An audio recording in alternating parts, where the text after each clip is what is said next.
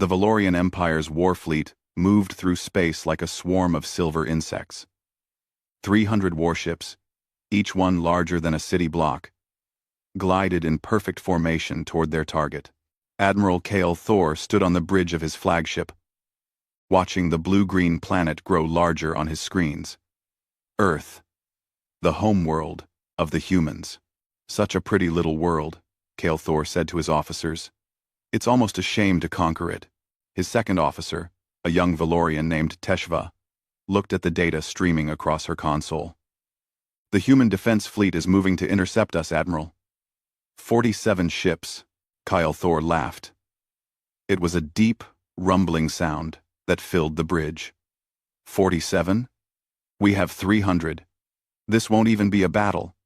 It will be an execution. The humans had been in space for only 20 years. Their ships were slow and clumsy. Their weapons were weak. The Valorian Empire had ruled the stars for 5,000 years. This would be easy. But then something strange appeared on the sensors. Admiral, HFY said, her voice uncertain. There's something out here. A ship. It's very old. Cale Thor walked over to look at her screen. The object was tumbling slowly through empty space, dark and silent. It looked dead. What is it? He asked. According to our database, it's human. Very human. I think it's from their first attempts at faster-than-light travel. It must be 200 years old. Maybe more. Cale Thor smiled. A museum piece. How quaint. Ignore it. We have a planet to conquer. 200 years earlier, Earth had been different. Humanity had just discovered how to travel faster than light. They were excited and terrified at the same time. They knew that space might hold friends or enemies, and they wanted to be ready. So, they built the HSS Indomitable. Captain G1 Park had stood on the bridge of the Indomitable on launch day, proud and nervous. Her crew of 47 people were the best Earth had to offer. Engineers, weapons specialists, pilots, doctors, all of them volunteers, all of them ready to test a ship that might not work. This is experimental technology, the Earth Defense Commander had told her. The fusion pulse drive has never been tested in real conditions. You might not come back.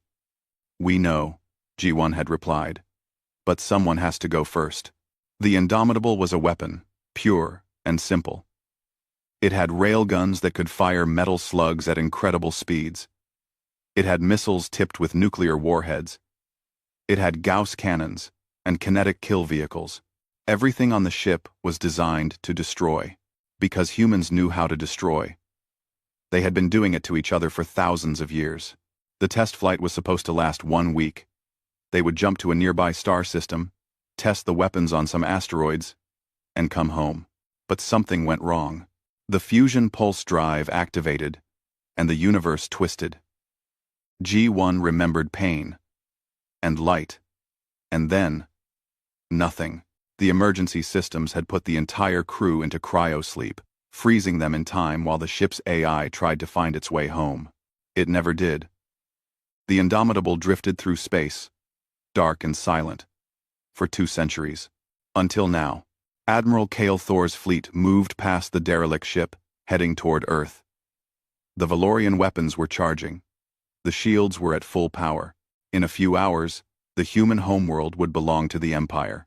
Then the Indomitable woke up. Deep inside the old warship, the AI detected something. Massive energy signatures. Weapons charging. A fleet in battle formation. Heading toward Earth. The AI checked its programming. Protect Earth. Defend humanity. Wake the crew if Earth is threatened. Cryopods hissed open. Lights flickered on. Ancient systems groaned back to life.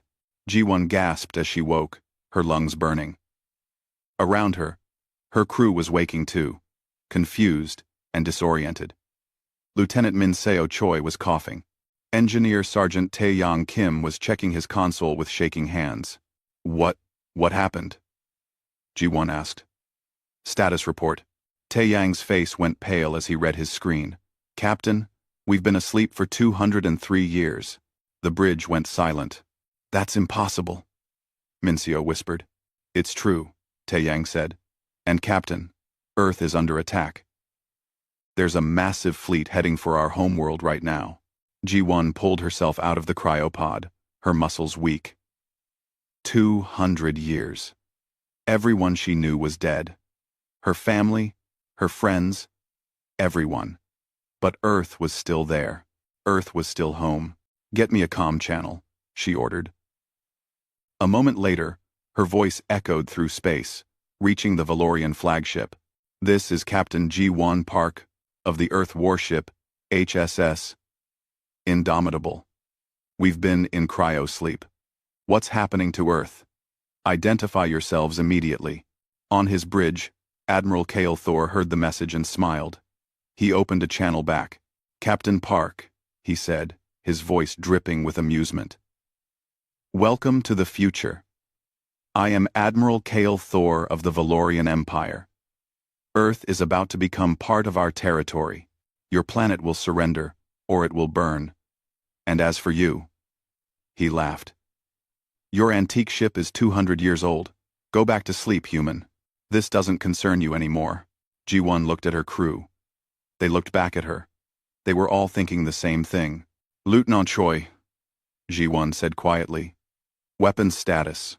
Minseo checked her console. A slow smile spread across her face. All systems operational, Captain. Railguns loaded. Missiles armed. We're ready to fight. Ji-won sat in her command chair and stared at the screen showing the Valorian fleet. 300 ships, all of them heading for Earth. All of them, about to learn, that old didn't mean harmless. Then let's show them, Ji-won said, that Earth doesn't surrender. Admiral Kale Thor couldn't believe the audacity. This ancient human ship actually thought it could interfere. He turned to his tactical officer. Send 10 ships to collect that relic. Bring it back intact if possible. I want to put it in a museum after we conquer Earth. Yes, Admiral, the officer replied.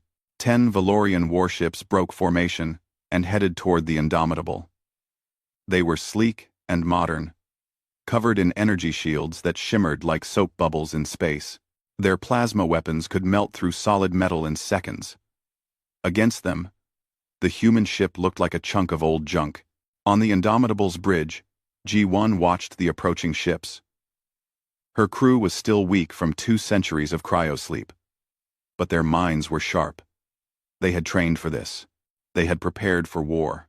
Captain, Minseo said from her weapons station. They're hailing us. They're hailing us. Put it through. A Valorian officer appeared on the screen.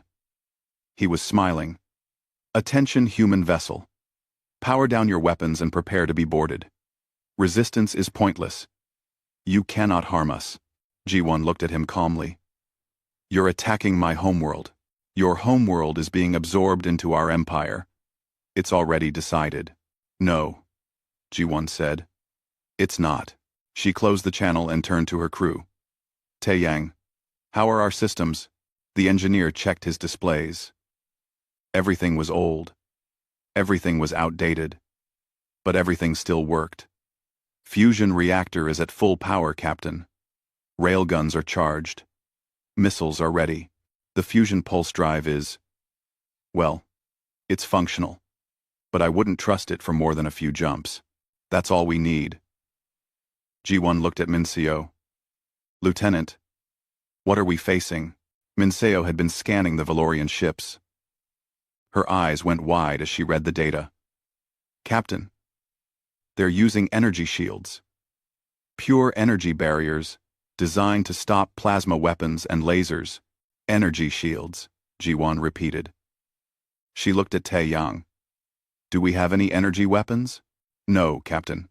The Indomitable was built before energy weapons were common. We have railguns, Gauss cannons, missiles, and kinetic projectiles. Everything we fire is solid matter. Minseo's face lit up. Captain, I don't think their shields will stop us. Ji-won understood immediately. Energy shields were designed to block energy. They detected incoming plasma bolts and laser beams. then created barriers to stop them. But the Indomitable didn't use energy weapons. It threw metal. Very, very fast metal. Will their shields even see our rounds coming? Ji-won asked. Min-seo checked her calculations. I don't think so, Captain. Our railgun rounds are physical objects moving at 3% of light speed. Their shields are tuned to detect energy signatures. We might punch straight through. A slow smile spread across Ji-won's face. The galaxy had moved on. Technology had advanced. Everyone used energy weapons now because they were sophisticated and modern. But the Valorians had forgotten something important. Simple worked too. All crew, this is the captain, Ji-won announced over the ship's intercom. We're going to engage the enemy. They think we're primitive. They think we're weak. Let's show them what humans can do. Battle stations. Alarms rang through the old ship. The crew strapped into their seats. Taeyang diverted all available power to weapons and shields. Yes, they had shields too, but theirs were simple metal armor, not sophisticated energy barriers. The 10 Valorian ships approached in a standard formation. They weren't worried. Their sensors showed the Indomitable carrying chemical explosives and metal projectiles. Primitive technology. Harmless. Target the lead ship, Ji-won ordered. Fire railguns. The Indomitable shuddered. 3 railguns fired simultaneously, launching tungsten slugs at incredible velocity. The rounds crossed the distance in a fraction of a second. The Valorian shields didn't even activate. The tungsten slugs punched through the hull of the lead ship like paper. The impacts created massive holes. Atmosphere exploded out into space. Internal explosions ripped through the ship's interior. The lead Valorian ship broke in half. On the other Valorian ships, alarms screamed. What happened? Their captain shouted. The shields didn't stop them. Unknown, sir. The projectiles passed right through. Ji-won didn't give them time to adapt. Launch missiles. All tubes. Nuclear-tipped missiles roared out of the Indomitable's launch tubes. They were old-fashioned. They used chemical propulsion. But they worked. The Valorian point defense systems tried to respond, but they were designed to shoot down energy-based missiles and fast-moving plasma. These were slow, physical objects. The defensive lasers missed half of them. 8 nuclear explosions lit up space. 4 more Valorian ships were destroyed instantly. 2 more were crippled, spinning helplessly with their hulls torn open. Impossible, Admiral Kale Thor roared from his flagship. 10 ships can't be defeated by 1 ancient vessel. But they were. In 90 seconds, all 10 Valorian ships were either destroyed or disabled. Ji-won's crew sat in stunned silence. Then Taeyang laughed. It was a wild, slightly hysterical sound. We did it. It actually worked. Don't celebrate yet, Ji-won said, watching her sensors. There are still 290 more ships out there. And now they know we're dangerous. On his flagship, Admiral Kale Thor stared at the wreckage of his ships. His face was purple with rage. How did they do that? Teshva checked the sensor logs, her hands shaking. Admiral, their weapons are all kinetic. Physical projectiles. Our shields are calibrated to stop energy weapons. The physical rounds passed through because the shields didn't register them as threats. Kale Thor's rage turned to cold understanding. The humans had built their ship before energy shields existed. They had never updated it. And now, that outdated technology was an advantage. Send 50 ships, he ordered. Destroy that relic. I want it turned to dust. 50 warships changed course, heading for the Indomitable. Ji-won saw them coming. 50 ships. Her ammunition was limited. Her crew was exhausted. But Earth was behind them, and surrender was not an option. Taeyang, she said. Can we use the fusion pulse drive? The engineer looked at her like she was crazy. Captain, that drive almost killed us last time. It's 200 years old. It might explode, but will it work? Taeyang hesitated. Then he nodded. Maybe. For short jumps. Very short. Then prepare for combat micro-jumps, G1 ordered. We're going to hit them and run, over and over, until we run out of ammunition, or they run out of ships. Minseo gripped her weapons console. Captain, this is insane, G1 smiled grimly. I know. But we're human. Insane is what we do best. The 50 Valorian ships opened fire, filling space with plasma bolts, and the Indomitable disappeared, jumping away in a flash of twisted light. The battle had truly begun. The Indomitable reappeared 3,000 kilometers away, its fusion pulse drive screaming in protest. Taeyang's console lit up with warning lights, but the old ship held together. Fire! G1 shouted. Railguns blazed. More tungsten rounds crossed space at impossible speeds. 2 Valorian ships exploded before they could react. The other 48 turned to face this new position, but the Indomitable was already jumping again. Flash. The old warship appeared above the Valorian formation. Flash. Now it was below them. Flash. Behind them. Each time it appeared, the Indomitable fired everything it had. Railguns, missiles, Gauss cannons. The Valorian ships tried to follow. Tried to predict where the ancient vessel would appear next. But they couldn't. The fusion pulse drive was unpredictable, even to the humans using it. This drive is completely unstable, Taeyang yelled over the noise of alarms. We could appear inside a planet, or in the middle of a star. Then we'd better make these shots count, G1 replied. Minseo fired again and again, her hands moving across the weapons controls like a pianist. Each shot was calculated. Precise. She didn't waste ammunition. She couldn't afford to. 10 minutes into the battle, 15 more Valorian ships were destroyed, but the Indomitable was paying a price too. The old armor was cracking under plasma fire, the fusion reactor was running hot, and worst of all, ammunition was running low. Captain, Minseo reported, her voice tight. We're down to 40% ammunition. If we keep firing at this rate, we'll be empty in 10 minutes. G1's mind raced. 47 enemy ships, still operational. Not enough bullets for all of them. But maybe she didn't need to destroy them all. Maybe she just needed to buy time. Time for what? For Earth's defense fleet to figure out what she already knew. Open a channel, G1 ordered. Broadcast to all human ships. Maximum power. Channel open, Captain. G1 took a deep breath. This is Captain G1 Park of the HSS Indomitable to all Earth forces. The Valorian energy shields cannot stop physical projectiles. I repeat. Kinetic weapons pass straight through their shields. Use mass drivers, missiles, anything solid. Aim for their hulls. Park out. On Earth's defense ships, commanders listened to the message with growing excitement. Commander Sarah Chen, of the EDF Vigilant, was the first to respond. All ships, this is Chen. You heard the captain. Switch to kinetic weapons. If you don't have any, ram them with debris. Use asteroids. Use anything physical. Focus fire on the nearest Valorian vessels. The 47 human ships were smaller than the Valorian fleet. They were newer, but not as powerful. For the past hour, they had been losing badly, their energy weapons barely scratching the Valorian shields. But every human ship had backup systems, mass drivers for moving cargo, missiles for clearing space debris, even simple explosive charges. Things they never thought would be useful in combat. Now those primitive tools became weapons. The human fleet changed tactics. One ship fired a simple metal container filled with ball bearings at a Valorian cruiser. The container hit the shield, passed through, and exploded against the hull.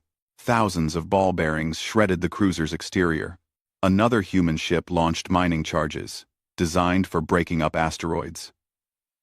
They slammed into a Valorian destroyer and tore it apart from the inside. The Valorian fleet was in chaos.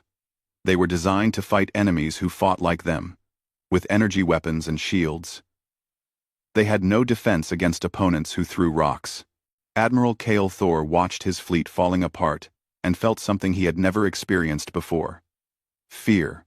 "All ships, focus fire on that ancient vessel," he screamed. "Destroy it now." But the Indomitable kept jumping. It appeared, fired, and vanished again. The fusion pulse drive was glowing red-hot.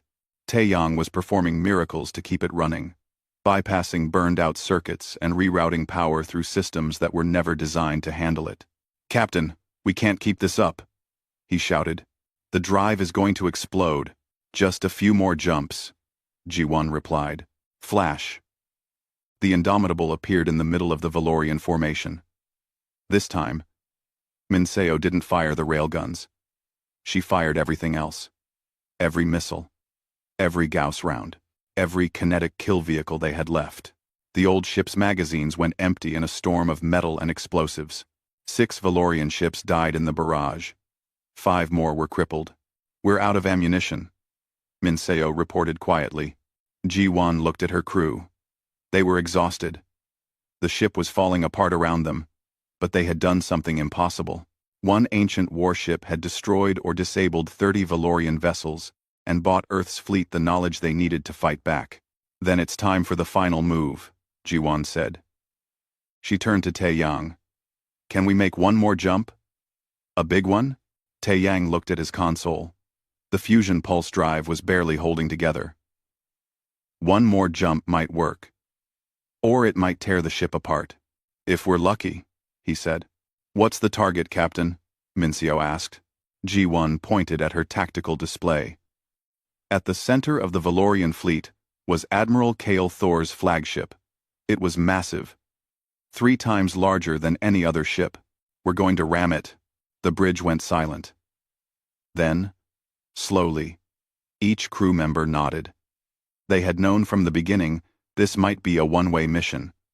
200 years ago, they had accepted that risk. That hadn't changed. "Evacuation plan?" Taeyang asked. "We jump in at close range. The instant we appear, everyone gets to the escape pods. The ship's AI can handle the final approach." Ji-won opened the ship-wide intercom. "All hands, this is the captain. We're going to ram the Valorian flagship. This is not a debate. This is an order. Everyone, to the escape pods. We launch in 60 seconds. It's been an honor serving with you." The crew moved quickly, professionally. They had drilled for evacuation hundreds of times 2 centuries ago. Their bodies remembered the motions, even if their minds were still catching up to the future. Ji-won was the last one on the bridge. She programmed the AI with the final course, then looked around at the old ship one more time. The Indomitable had been her home for what felt like a week but was actually 200 years. It had protected her crew through impossible circumstances. Now it would make one final sacrifice. "Thank you," she whispered to the ship. Then she ran for the escape pods. 60 seconds later, the Indomitable made its final jump. It appeared less than a kilometer from Admiral Kale Thor's flagship, moving at a significant fraction of the speed of light. The Valorian crew had 3 seconds to realize what was happening. The escape pods ejected from the Indomitable in all directions, their tiny engines pushing them away as fast as possible, and the ancient Earth warship, its fusion pulse drive at maximum power, its AI calculating the perfect angle, slammed into the flagship like the fist of an angry god. The fusion reactor went critical on impact. The pulse drive detonated. The remaining fuel exploded. Admiral Kale Thor's flagship, along with 20 ships around it, simply ceased to exist. The shock wave sent Valorian vessels tumbling through space.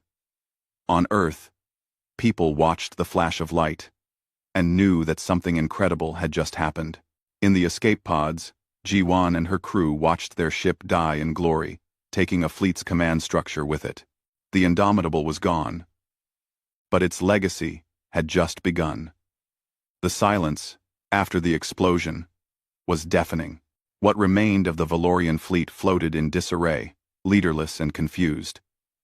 Admiral Kale Thor was dead. His flagship was debris. The command structure he had built over decades was gone in an instant. Commander Sarah Chen of the Earth Defense Fleet saw her chance. All human ships, advance. Hit them with everything we've got. The 47 Earth vessels surged forward. They had been losing an hour ago. Now they knew how to win. Mass drivers hurled chunks of metal. Mining charges flew through space. One clever captain even used his ship's cargo bay to launch frozen water containers that shattered into deadly ice shrapnel. Every piece of solid matter that hit a Valorian ship passed straight through their shields and tore into their hulls. The Valorians tried to retreat, but they were panicking. Ships collided with each other in their haste to escape. Some tried to return fire, but their plasma weapons were useless against Earth's simpler metal armor. Within 20 minutes, another 40 Valorian ships were destroyed or surrendered.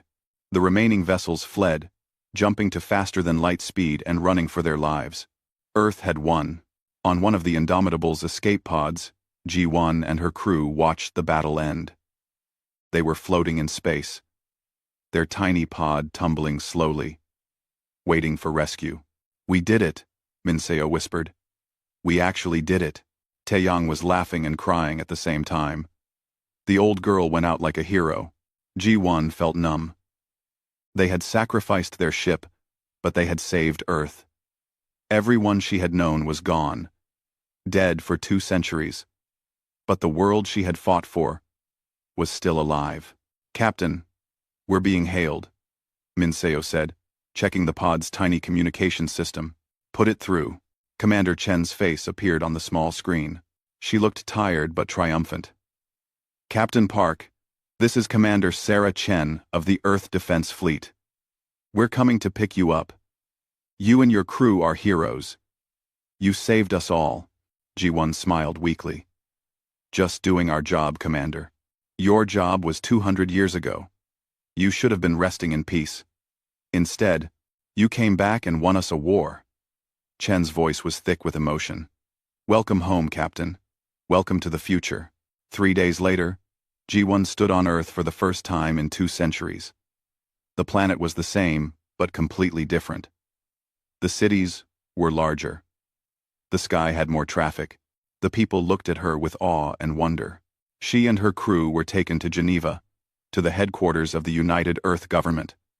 The building was beautiful, all glass and steel rising into the sky, nothing like the simple structures G1 remembered. Inside, they were met by President Amara Okafor, a tall woman with kind eyes. "Captain Park," the president said, shaking G1's hand. "On behalf of all humanity, thank you. You gave us the key to victory." "We just used what we had," G1 replied. "That's exactly why you won." The president gestured for them to follow her. "Come. There's something you need to see." They walked through corridors filled with people who stopped to stare at them. Ji-won felt like a ghost. She was famous for dying 200 years ago, and now she was alive again. The president brought them to a large conference room.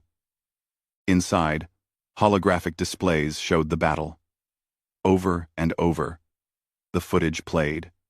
The Indomitable jumping in and out of space, railgun rounds punching through Valorian shields, the final, glorious ram that destroyed the flagship. "This has been broadcast across the entire galaxy," President Okafor explained. "Every species, every government has seen it. Do you understand what you've done?" Ji-won shook her head. "You've changed galactic military doctrine forever," the president said. "For thousands of years, warfare has been about energy weapons and energy shields. Everyone built the same types of ships, used the same tactics. Then, you showed up with weapons that haven't been used in centuries and proved that simple can beat sophisticated." On the holographic displays, new footage appeared. Ships from dozens of species, all being retrofitted. Workers were installing mass drivers, kinetic cannons, missile tubes. Every military in the galaxy is scrambling to add physical weapons to their arsenals, the president continued. The Valorian Empire is in chaos. Their entire fleet is vulnerable, and they know it. Other species that they conquered are rising up, using kinetic weapons to fight back. "Good," Ji-won said quietly. The president smiled. "The Galactic Council has called an emergency session. They want both Earth and the Valorian Empire to send representatives. They want to understand what happened. What will you tell them? G1 asked. The truth. That humanity fights differently because we learned to fight each other. We developed weapons to counter every defense because we've been fighting wars for our entire history. The president's smile faded. It's not something to be proud of, but it's kept us alive. A week later, G1 found herself on a ship heading for the Galactic Council station. It was a massive structure, orbiting a neutral star, home to representatives from 200 species. The council chamber was enormous, with seats rising in tiers around a central platform. G1 stood on that platform, feeling very small. Above her, representatives from across the galaxy watched. On another platform stood a Valorian officer. Not Admiral Kale Thor, but his successor, Commander Velkoth. He looked humiliated. The council speaker, a being that looked like a floating jellyfish made of light, addressed them both. Commander Velkoth, explain how your fleet of 300 ships was defeated by one ancient Earth vessel and 47 smaller craft. Velkoth's voice was bitter. They used primitive weapons. Weapons that our shields were not designed to stop. Primitive weapons. The speaker repeated. Yet effective weapons. Yes. The speaker turned to G1. Captain Park, your species has been in space for only 20 years. Yet, you defeated an empire that has existed for 5,000 years. How? Quote, G1 thought carefully about her answer. We didn't try to fight like them. We fought like ourselves. Humanity has been at war with itself for all of our history. We know every trick, every tactic, every way to kill. When we built the Indomitable, we built it to fight other humans. We didn't know aliens would use energy shields because we barely had energy weapons. So your lack of advanced technology became an advantage, the speaker said. Yes. They built defenses against sophisticated enemies. We just threw rocks. Really, really fast. A ripple of sound went through the chamber. Some species were laughing. Others were horrified. All of them were thinking the same thing. Humans were dangerous. The speaker was quiet for a long moment. Then it spoke again. The Council has made a decision. The Valorian Empire will pay reparations to Earth for this unprovoked attack. Furthermore, Earth is granted protectorate status. Any species that attacks humanity will answer to this council. Velkoth looked like he wanted to protest, but he stayed silent. The speaker continued. Let this be a lesson to all species. Technology alone does not guarantee victory. Sometimes, the oldest methods are the most effective. Captain Park, you have the gratitude of the council. G1 bowed and returned to her seat. Later, as she walked through the station, Minseo caught up with her. Captain, did you see their faces? They're all terrified of us now. Good, G1 said. Fear means respect, and respect means they won't attack Earth again. What happens to us now? Taeyang asked, joining them. G1 smiled. I don't know. We're 200 years out of our time. Everyone we knew is gone. We're relics, just like the Indomitable was, but useful relics, Minseo pointed out. Maybe. G1 agreed. Maybe we still have a purpose. 6 months after the battle, G1 stood in a museum on Earth, staring at a holographic display. It showed the Indomitable in its final moments, ramming into the Valorian flagship in a blaze of light. They're calling it the most important battle in galactic history, a voice said behind her.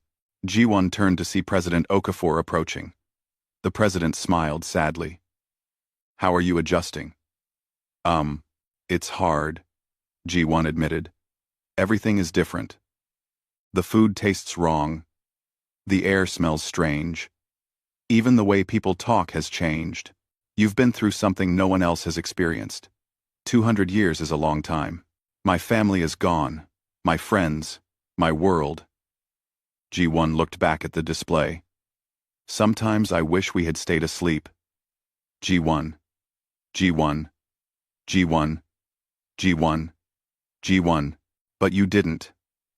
You woke up and saved billions of lives. The president stood beside her, watching the hologram. The galaxy has changed because of you. Do you know what they're calling Earth now? What? The Death World. The planet that breeds warriors. Species that thought they were the greatest military powers in the galaxy are now terrified of us. The president chuckled. It's ironic. We only wanted peace. We built the Indomitable to defend ourselves. Now, everyone thinks we're planning to conquer them. Are we? G1 asked. No. But we're not going to be victims anymore either. The president turned to face G1 directly. I have an offer for you, Captain. Earth is building a new fleet. Not just defense ships, but a real navy. We need experienced officers to lead it. Officers who understand that sometimes the simple solution is the best solution. You want me to command your fleet. I want you to help build it. You and your crew. You understand something that took the galaxy thousands of years to forget. That fancy technology doesn't win wars. Strategy wins wars. Adaptability wins wars. Thinking differently wins wars. G1 was quiet for a long moment. What kind of ships are you building? The president smiled. Come with me. I'll show you. They took a shuttle to a construction facility in orbit around Mars. G1 had never seen anything like it. Dozens of massive ships were being built simultaneously, each one a hybrid of old and new technology. We're calling them the Indomitable class, the president explained as they drifted past one of the ships. They have modern engines, modern sensors, modern life support, but their weapons are a mix of kinetic and energy systems. Railguns and plasma cannons. Missiles and lasers. We're not making the mistake of relying on just one type of technology ever again. G1 studied the ship. It was beautiful in a brutal way, like a sword made of starlight.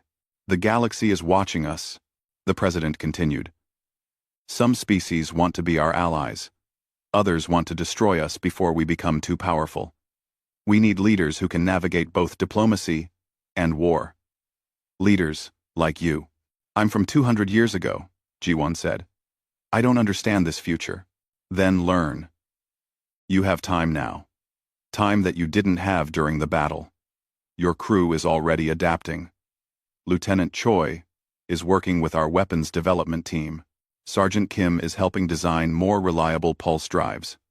They found their place. You can too. G1 thought about her crew, about how they had voted unanimously to fight even though they had just woken up to a world where everyone they loved was dead. They had chosen duty over despair. Maybe she could do the same. If I accept, G1 said slowly, I have conditions. Name them. First, the Indomitable gets a proper memorial. Not just a hologram in a museum. A real monument to the 47 crew members who died in the original accident. Done. What else? Second, I want a voice in how we use this fleet. Earth can be strong without being cruel. We can defend ourselves without becoming bullies. The president nodded seriously. That's exactly why I want you in command. You understand that power comes with responsibility. Third, G1 continued, I want to make sure we remember why we fought. Not for glory, not for conquest, but because we refuse to let our home be destroyed. I'll make it part of every officer's oath, the president promised. Anything else? G1 looked out at the ships being built. Ships that carried her name. Ships that represented both the past and the future. Just one more thing. I want to train the next generation of captains personally. I want them to understand that technology is just a tool. The real weapon is up here. She tapped her temple. The ability to think, to adapt, to find solutions that no one else considered. You'll have full authority to design the training program, the president said. G1 took a deep breath. A new life. A new purpose. It wouldn't erase the pain of losing everything she had known, but it would give her a reason to keep going. Then I accept. 2 years later, Earth's new fleet launched. 50 Indomitable-class warships, each one crewed by officers who had been trained by G1 and her original crew. At the launch ceremony, G1 stood at a podium, looking out at thousands of faces. Young people who had joined Earth's Navy because they wanted to be like the crew of the original, Indomitable. People who saw her as a hero even though she still saw herself as someone who had just done her job. 200 years ago, G1 began. I was given command of an experimental warship. My orders were simple. Test the technology. Come home safely. I failed those orders. My ship was lost. My crew was supposed to die. The crowd was silent. But we didn't die. We slept. And when we woke up, we found Earth under attack. So we did what any human would do. We fought. Not because we were brave. Not because we were special. But because it was right. G1 paused, looking at the young officers in their crisp new uniforms. The galaxy has learned to fear us. They call Earth a death world. They say we're born warriors. But that's not what we are. We're survivors. We're problem solvers. We're people who refuse to give up even when the situation is impossible. She gestured to the ships floating in orbit above them. These ships carry the name Indomitable. Not just because of what my crew did, but because of what that word means. Unable to be defeated. Unable to be broken. That's not just a description of a ship. It's a description of humanity. The crowd erupted in cheers. G1 waited for them to quiet down. But remember this. We don't fight because we want to. We fight because we must. Our strength is not for conquest. It's for protection. These ships, this fleet, exists to make sure that Earth never has to bow to anyone. That our children can grow up free. That our future is ours to decide. More cheers, louder this time. To the crews of these ships, I say this. You will face enemies who are more advanced, who have better technology, who have been in space longer than humanity has existed, and you will beat them. Not because you're stronger, but because you're smarter. Not because you have better weapons, but because you know how to use the weapons you have, and most importantly, because you understand something the galaxy has forgotten. G1 smiled, thinking of her old ship, her old crew. That sometimes, the old ways work best. That simple solutions can solve complex problems. That humanity doesn't win by fighting like everyone else.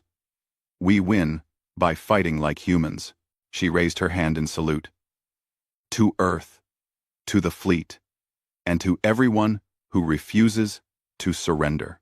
The crowd roared its approval.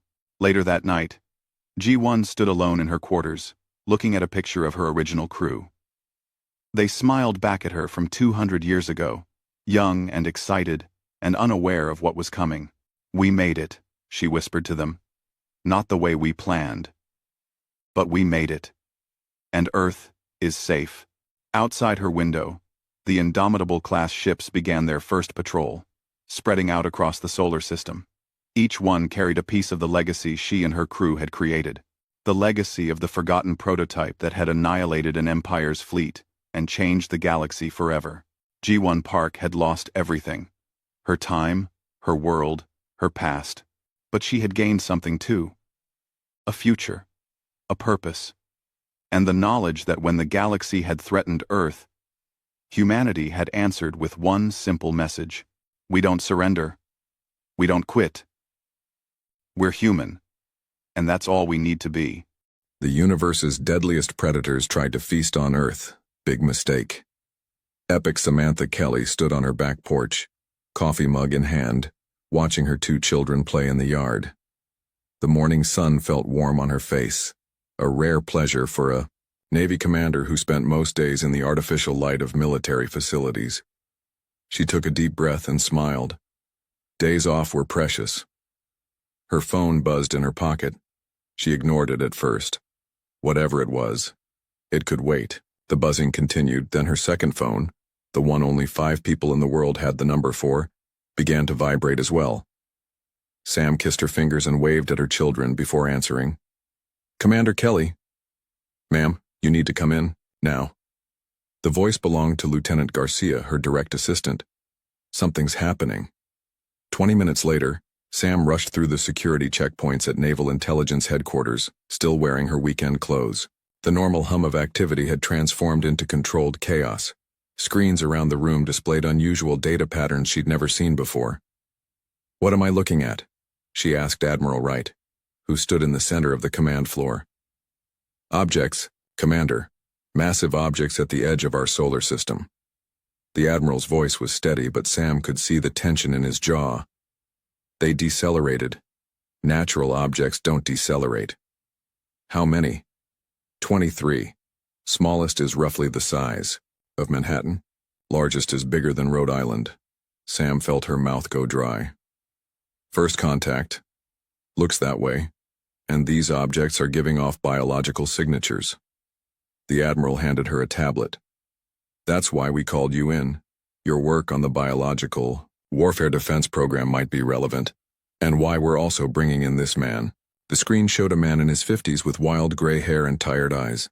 Dr. Alan Murphy, professor of xenobiology at MIT. The alien guy? Sam asked. The one who writes about space predators? The very same. His theories have been mocked for years.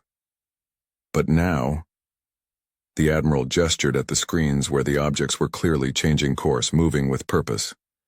Now he may be the most important scientist on the planet. Dr. Murphy arrived 3 hours later, escorted by Marines.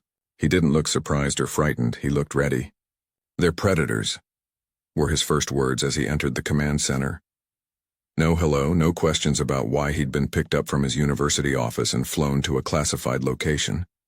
I've been studying convergent evolution across Earth's ecosystems for 30 years. Certain patterns repeat because they work. These objects move like hunters. Sam introduced herself. Commander Kelly. You seem very certain, Doctor. The universe follows patterns, Commander. Earth's oceans produced sharks, dolphins, and ichthyosaurs independently. Different species with similar forms because that shape works for fast-swimming predators. I've been saying for years that if predator species evolved intelligence elsewhere, they would follow patterns we can recognize. A young lieutenant interrupted them. Sir, ma'am, we're receiving a transmission. It's aimed directly at us. The screens in the command center flickered, then displayed an image that made several people gasp. The creature had features reminiscent of deep sea fish, translucent skin showing internal organs, rows of teeth, enormous eyes. But its head shape contained insect-like elements with antennae and compound eye structures alongside the larger eyes. It spoke, and somehow their computers translated. People of Earth. We are the Veshkar. Your world has been selected as our next feast. For 100,000 years we have traveled between stars finding worlds rich with life. We consume. We continue. This is the way of the universe. Dr. Murphy nodded, his face pale but his eyes alive with a strange energy. Just, as I predicted, spacefaring apex predators, the alien continued. We offer mercy unusual to our feeding process. Prepare suitable offerings, 20% of your population, to be consumed without resistance. The remainder will be spared immediate harvesting. You have 2 planetary rotations to comply. After this time, we will begin hunting.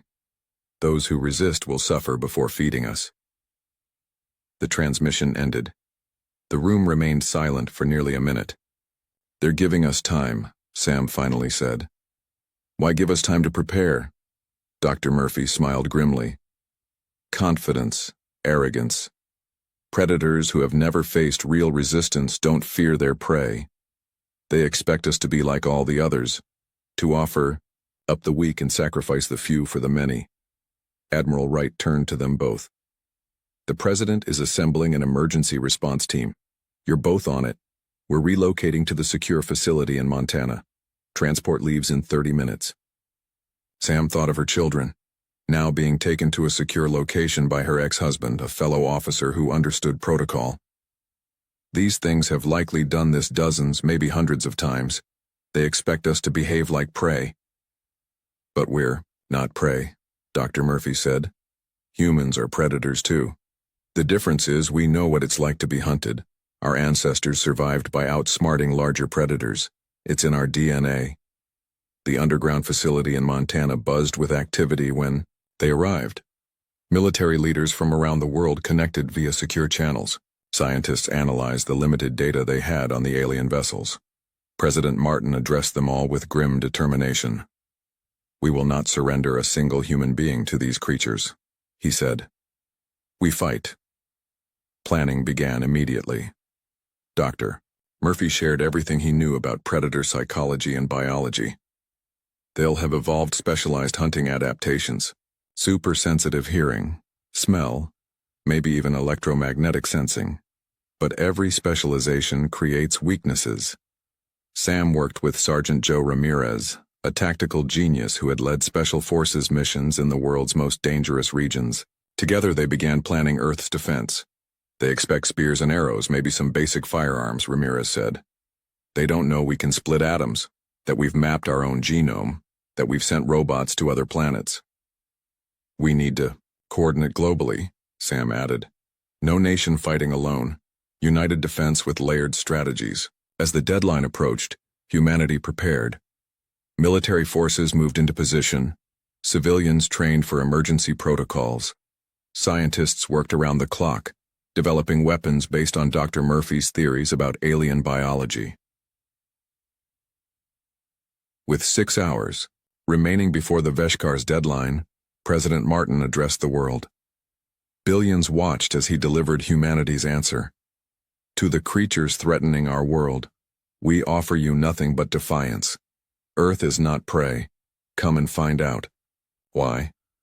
The first alien vessels began entering Earth's atmosphere exactly when they promised. The Veshkar, true to their nature, kept to their hunting schedule. They expected terror, surrender, perhaps token resistance. Instead, they met humanity, a species that had clawed its way to dominance on a planet full of predators, that had survived ice ages and asteroids, plagues and wars. A species that, when threatened, fought back with everything it had. The battle for Earth had begun. The universe's deadliest predators tried to feast on Earth. Big mistake. Epic, the Veshkar ships broke through the clouds like massive sea creatures swimming through ocean depths. Their biological hulls pulsed with strange light as they descended toward major cities around the world. From these living vessels came smaller craft, hunting organisms released like spores from a mushroom. Pilot Linda Ortiz sat in the cockpit of her F-35, one of 200 fighters waiting in the upper atmosphere. Her heart hammered in her chest, but her hands remained steady on the controls. "Remember the plan?" came Commander Kelly's voice through her headset. "They expect primitive resistance. Let's show them what humans can do when threatened." "Copy that," Linda replied. She looked at the photo taped to her instrument panel, her parents and younger brother smiling back at her. "Beginning attack run now." The squadron of fighters swooped down toward the largest Veshkar ship hovering over the Pacific Ocean. The alien vessel was enormous, easily 5 miles long, shaped like a deep-sea angler fish stretched to impossible proportions. Its skin rippled, with patterns of light that Dr. Murphy had identified as communication signals.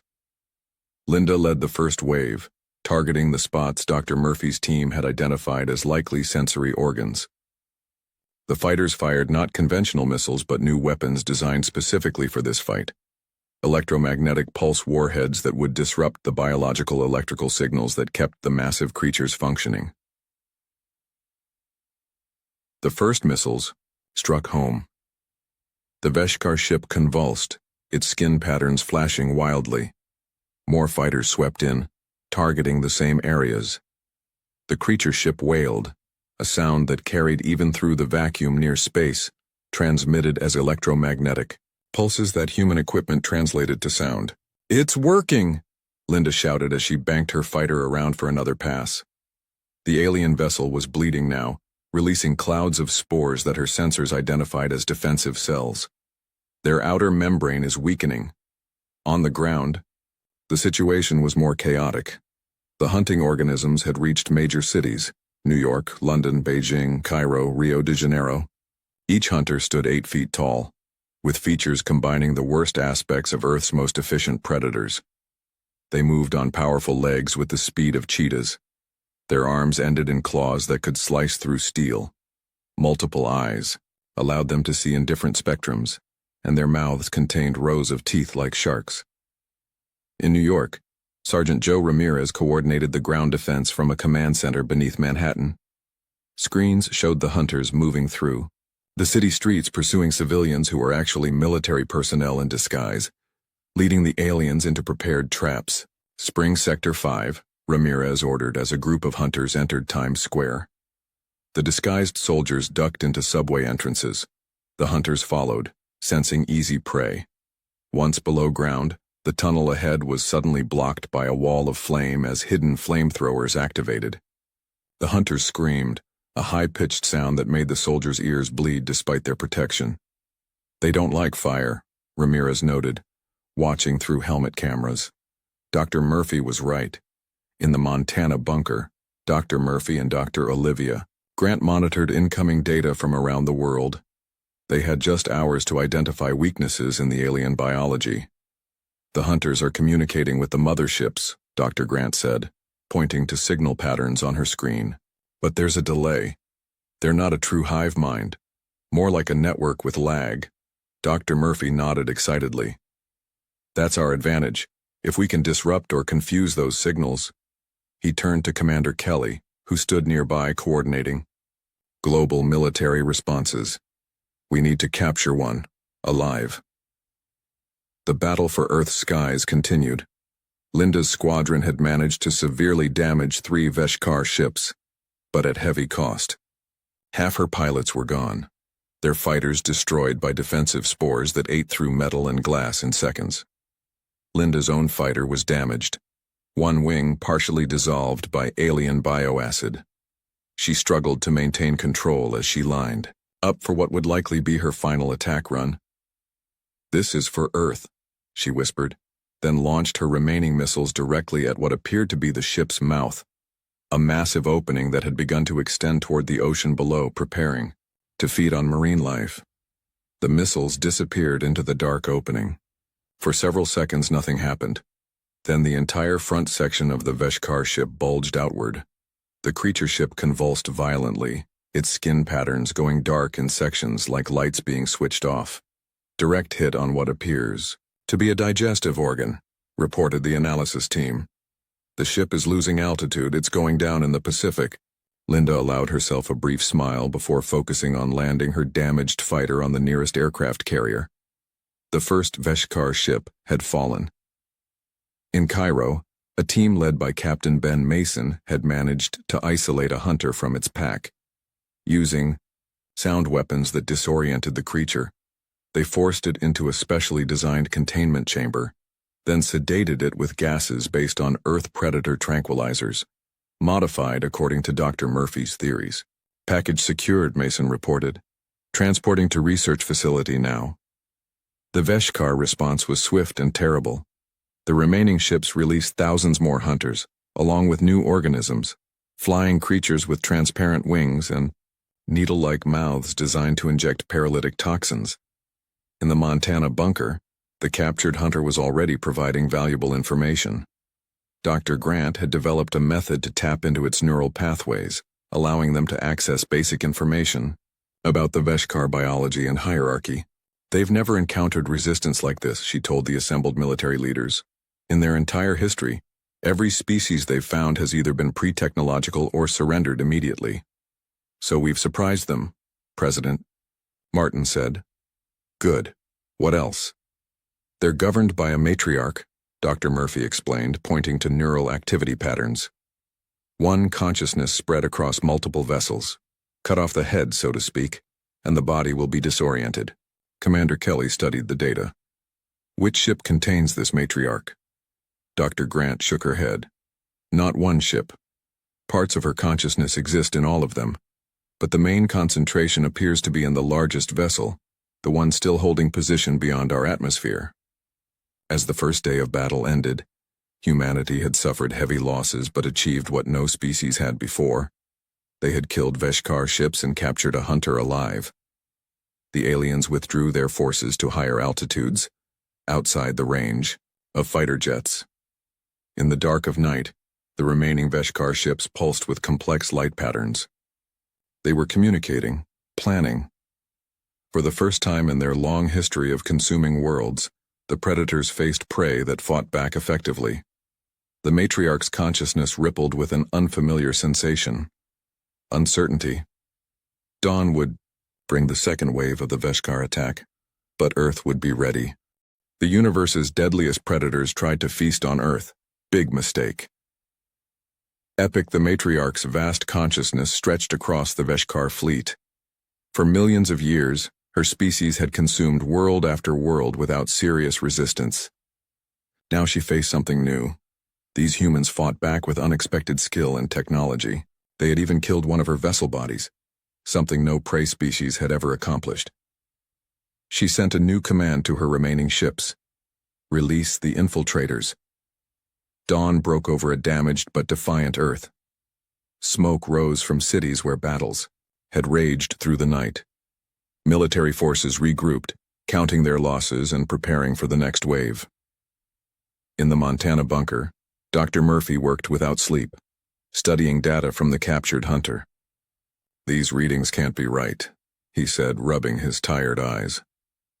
Dr. Olivia Grant looked over his shoulder at the screen displaying the hunter's cellular structure. "The cells are changing," she confirmed, "adapting their shape and function." "Shapeshifters," Dr. Murphy whispered. "They're sending infiltrators." Commander Kelly immediately ordered new security protocols. All personnel must be scanned before entering any secure facility. If these things can mimic humans, we need a way to detect them. Dr. Grant had an idea. Their body temperature should be different from ours, and their electrical signals won't match human patterns exactly. Within hours, her team developed scanner devices that could detect these subtle differences. They distributed the technology to military bases worldwide, just as reports came in of strange behavior among some soldiers. At a base in Germany, a security officer noticed a man walking oddly, his movements too smooth, too precise. The scanner confirmed he was not human.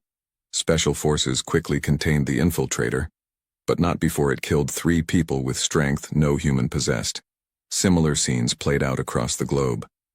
The Veshkar infiltrators were good, but not perfect, in their mimicry of human behavior. Their movements were too efficient, their speech patterns slightly off.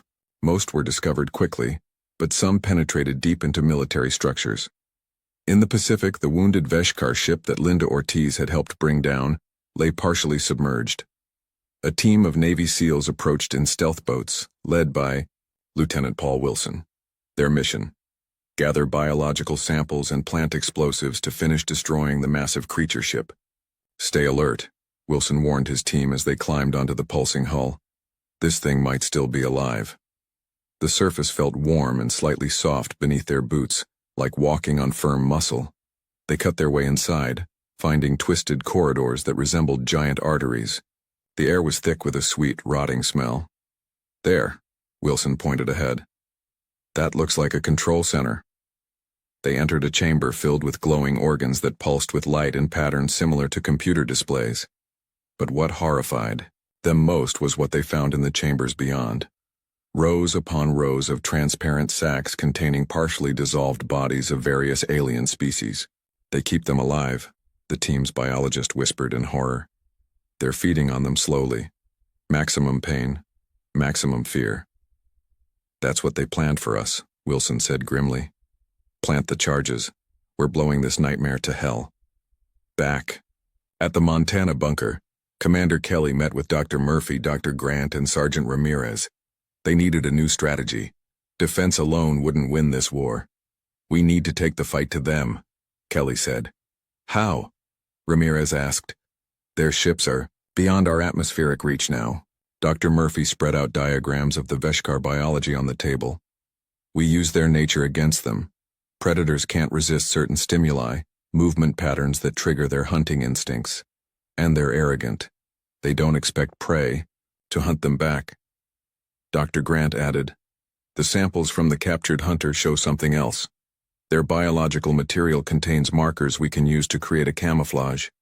We could mask human biosignatures to appear like their own species." "A Trojan horse," Kelly said. "We get a team inside one of their ships." President Martin approved the risky plan. A small strike team would be disguised using biological material from the captured hunter. They would approach a Veshikar ship in one of their own small hunter craft captured mostly intact during the first wave of fighting. The team consisted of Commander Kelly, Sergeant Ramirez, Dr. Murphy, and 4 Special Forces soldiers. They injected themselves with a compound Dr. Grant had developed to temporarily alter their body's electrical signals, making them read as non-human to Veshikar sensors. "This is insane," Ramirez said as they prepared to board the captured hunter craft.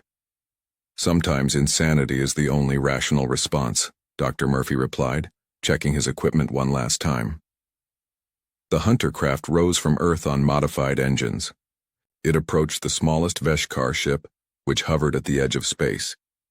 Kelly transmitted signals copied from their captured hunter, mimicking a returning scout. To their surprise, it worked.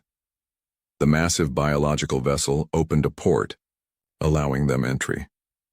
They landed in a docking chamber lined with the same muscular tissue Wilson's team had found in the downed ship. "Stay together," Kelly whispered as they exited their craft. "Plant the bioweapons at the locations we identified, then get out." They moved through pulsing corridors, hiding whenever actual hunters passed by. Dr. Murphy led them toward what he believed was the ship's central nervous system, based on the captured hunter's neural patterns. What they found there confirmed their worst fears. The ship contained vast chambers filled with transparent pods. Inside each pod was a member of a different alien species kept alive but partially dissolved, their nervous systems connected to the ship itself. "Just as Wilson reported," Kelly said, her voice tight with controlled rage. "They don't just eat their prey, they torture them." "The pain feeds them somehow," Dr. Murphy said, scanning the chambers with a handheld device. "It's part of their metabolism. They planted specialized bioweapons designed to attack the ship's nervous system with a virus that would cause it to destroy itself." As they were finishing, alarms began to sound, biochemical signals pulsing through the ship's tissue. "They've detected us," Ramirez said. "Run!" The team fought their way back toward their craft, facing hunters who emerged from side passages.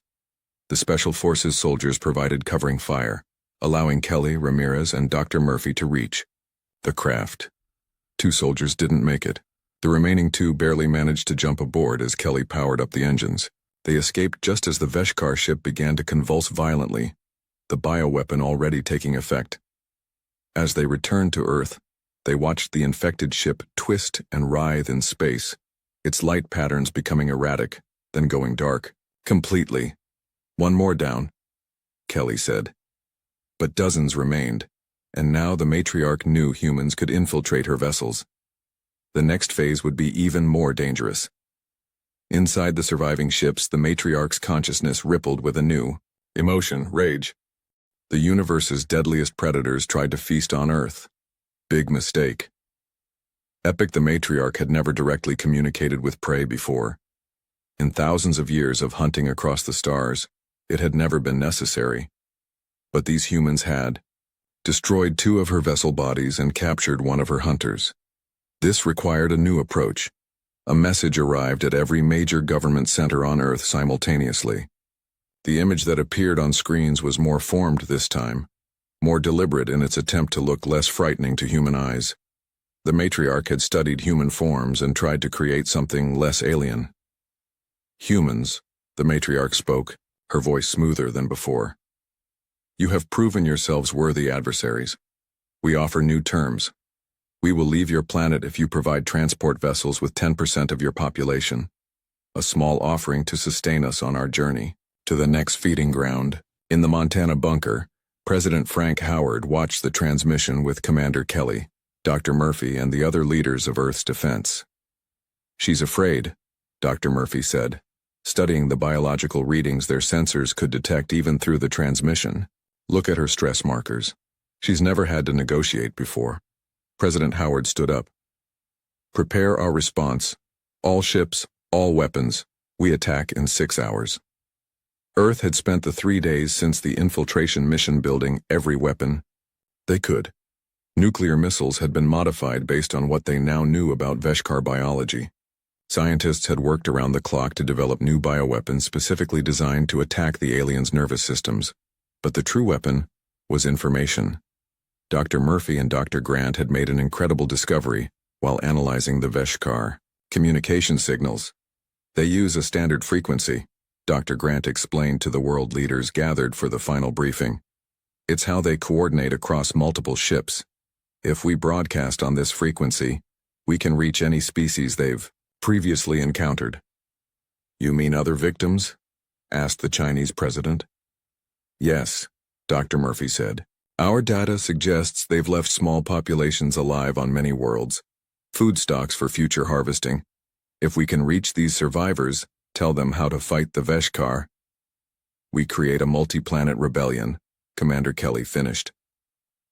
6 hours later, humanity launched its counteroffensive. Every remaining missile, fighter jet, and weapon system targeted the Veshkar ship simultaneously. At the same time, powerful transmitters around the world began broadcasting a simple message on the Veshkar frequency, repeating in mathematical patterns that could be understood across language barriers. The predators can be killed. This is how the message included everything Earth had learned about Veshkar biology, their weaknesses, and methods to fight them. In space, the Veshkar ships began to move, trying to retreat from Earth's orbit. But they had not expected the small stealth satellites Earth had launched days earlier, positioned behind each ship. These satellites now activated, firing electromagnetic pulses that confused the biological navigation systems of the vessels.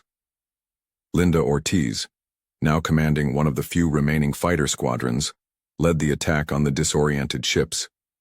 Her fighters carried specialized missiles designed to penetrate the Veshkar hulls and deliver the bioweapons directly to their nerve centers.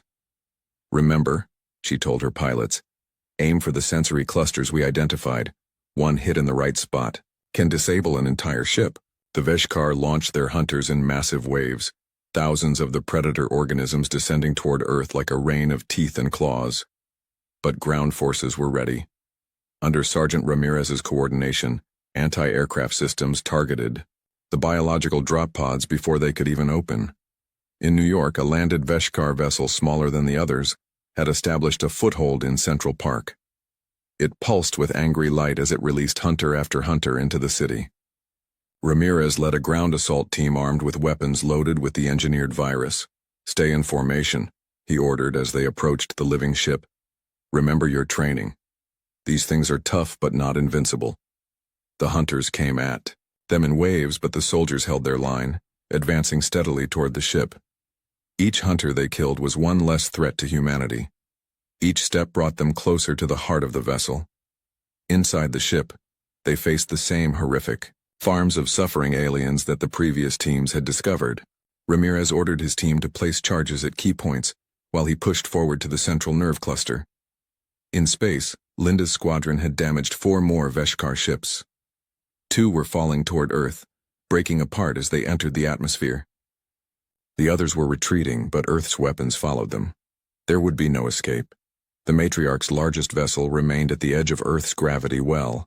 Inside, her consciousness roiled with unfamiliar emotions. Not just rage now, but fear. In all her existence spanning millennia, she had never known defeat.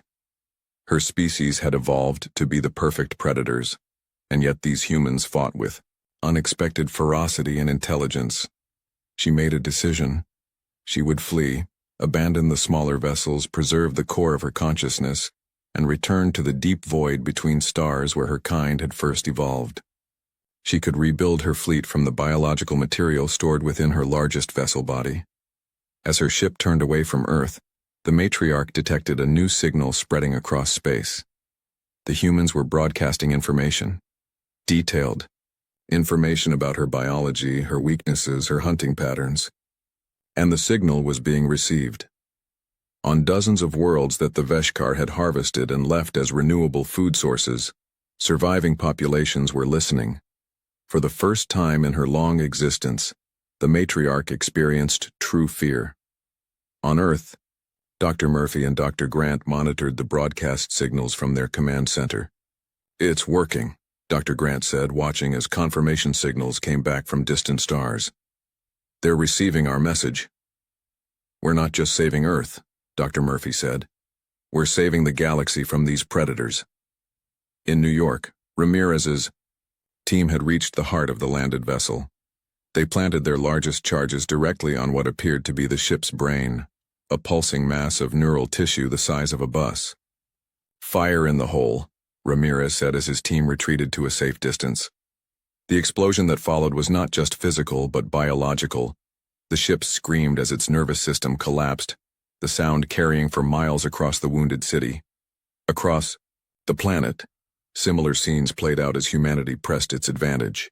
The predators who had come to feast found themselves becoming prey, hunted by the very species they had dismissed as simple food. In orbit, Linda's fighters pursued the retreating matriarch's vessel. The massive living ship accelerated, pushing beyond Earth's orbit toward the darkness of deep space. But Linda had one more surprise waiting. "This is for every species you've ever hunted," she whispered as she gave the command to fire. "The universe's deadliest predators tried to feast on Earth. Big mistake." Epic Linda's order to fire sent the last of humanity's special bioweapons racing toward the matriarch's fleeing vessel. The missile streaked across space, a tiny speck against the vast darkness carrying Earth's final answer to the Veshikar threat. The matriarch sensed the approaching weapon and attempted evasive maneuvers, her massive ship body twisting in ways that defied normal physics. But the missile, guided by AI programmed with everything humans had learned about Veshikar movement patterns, adjusted its course perfectly. Impact. For a moment, nothing seemed to happen. The missile had penetrated the thick biological hull but caused no visible explosion. Linda waited, her fighter hovering at a safe distance, watching through enhanced optics. "Did it work?" one of her pilots asked over the comm. Before Linda could answer, the matriarch's vessel shuddered. Waves of discoloration spread across its surface like bruises forming on skin. The ship's movement became erratic, then slowed. "It worked," Linda said, allowing herself a small smile. "But not how we expected. It's not destroying her, it's paralyzing her," finished Dr. Murphy, who was monitoring from Earth through Linda's transmissions. "The pathogen isn't killing the matriarch, it's affecting her neural pathways, locking her in place." The massive Veshikar vessel now hung motionless in space, trapped in Earth's orbit, unable to flee or fight. The few remaining smaller ships, cut off from the matriarch's controlling mind, fell into disarray. Some crashed into each other. Others drifted aimlessly. On Earth, Commander Kelly coordinated the final push against the Veshikar ground forces. Without guidance from the matriarch, the hunters fought individually, still dangerous but no longer working as a coordinated force. "They're like wolves without a pack leader," Sergeant Ramirez reported from New York as his team eliminated the last hunter nests in the city. Still deadly but predictable now. One by one, the remaining hunter groups were isolated and eliminated. The ground war was ending. Humanity had won, though at terrible cost. Major cities lay in ruins. Millions had died in the initial attacks before defenses could be organized. 2 days later, humanity turned its attention to the paralyzed matriarch vessel still hanging in orbit. Scientists debated what to do with it. Some wanted to destroy it completely, removing any threat of the matriarch recovering. Others saw an opportunity to learn. "We need to board it," Dr. Murphy argued in the emergency council meeting. "The matriarch contains knowledge accumulated over thousands of years of space travel, technology beyond our understanding, medical advances we could use to help the wounded." President Howard looked to Commander Kelly. "Your opinion?" Kelly thought of all they had lost, all who had died. Part of her wanted to destroy the matriarch completely, but another part, the part that looked to the future, knew Dr. Murphy was right. "We board it," she decided, "but carefully. And I lead the mission." The approach to the matriarch vessel was tense but uneventful. The ship made no move to stop them. Its surface no longer pulsed with light.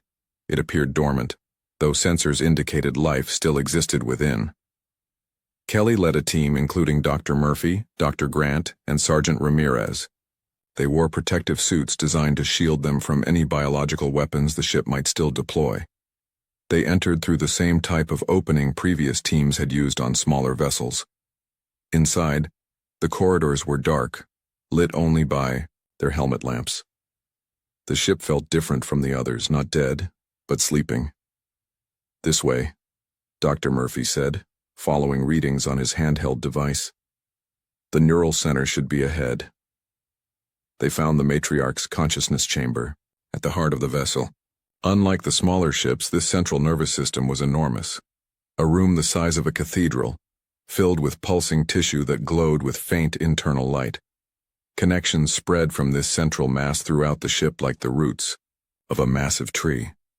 "Incredible," Dr. Grant whispered.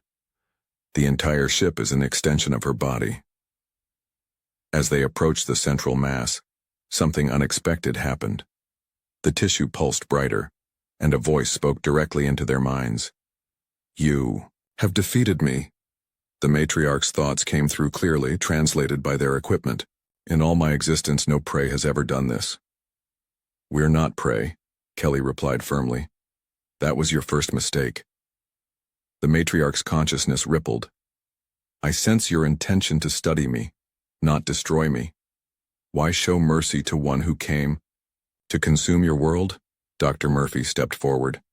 "Because that's another difference between us. We can choose to be better than our instincts."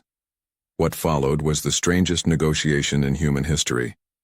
The matriarch, for the first time, engaged with her food. She learned that humans had evolved as predators themselves, but had developed, beyond mere hunting, to build civilization. A concept entirely foreign to the Veshkar. "Your pathogen," the matriarch communicated. "It does not just paralyze, it changes my neural patterns. I feel differently." Dr. Grant checked her readings. "The virus is rewriting portions of her brain chemistry. It's affecting how she processes emotion." "I can feel the pain of others now," the matriarch said. "The suffering we caused. It is overwhelming." Over the following weeks, humanity began the long process of rebuilding. The knowledge gained from the matriarch accelerated medicine and technology by decades. Treatments developed from Veshkar biology healed injuries that would have been permanent before. Their biological propulsion systems revolutionized space travel. More importantly, contact was established with other species the Veshkar had victimized. Earth sent ships to help these civilizations rebuild, forming the foundation of an interstellar alliance. The matriarch remained in Earth orbit, her ship body serving as both prison and embassy. The virus had fundamentally changed her, giving her something the Veshkar had never possessed: empathy. She provided knowledge and helped coordinate the effort to find and neutralize other Veshkar hunting packs that still roamed distant parts of the galaxy. 6 months after the invasion, Commander Kelly stood at a window in the new space station built near the matriarch's vessel. Earth shone blue and green below, already healing from the wounds of war. "They came to consume us," Dr. Murphy said, joining her at the window. "Instead, we changed them." "And ourselves," Kelly added. "We're not just an Earth species anymore. In the vastness of space." The word spread from system to system. The small blue planet called Earth was home to a species unlike any other. They had faced the galaxy's deadliest predators, and not only survived, but shown mercy.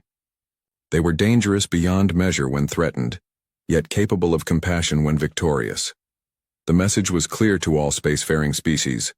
Earth was not prey, Earth was not to be threatened, and humanity would make either a powerful friend or a terrible enemy.